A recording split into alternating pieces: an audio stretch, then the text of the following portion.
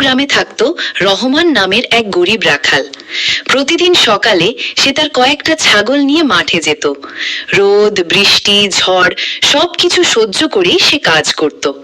কিন্তু রহমানের মনটা ছিল স্বপ্নে ভরা। সে চাইতো একদিন বড় ব্যবসায়ী হবে, নিজের প্রচুর গরু ছাগল থাকবে।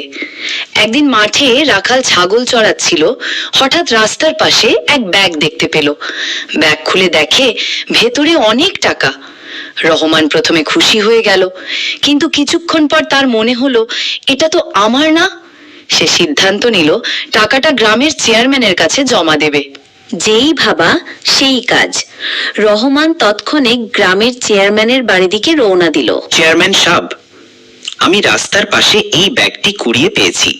তুই এত সৎ? আজকাল এরকম মানুষ পাওয়া যায় না। ব্যাগটি জমা দিয়ে বাড়ির দিক রওনা দিল। কয়েকদিন পর খবর এলো ব্যাগটা এক বড় ব্যবসায়ীর ছিল। ব্যবসায়ী রহমানকে পুরস্কার দিল অনেক টাকা দিয়ে। রহমান সেই টাকায় গরু কিনলো। ধীরে ধীরে সে গ্রামের সবচেয়ে বড় গরুর খামারি হয়ে গেল। রহমান প্রমাণ করলো সততা থাকলে ভাগ্যও একদিন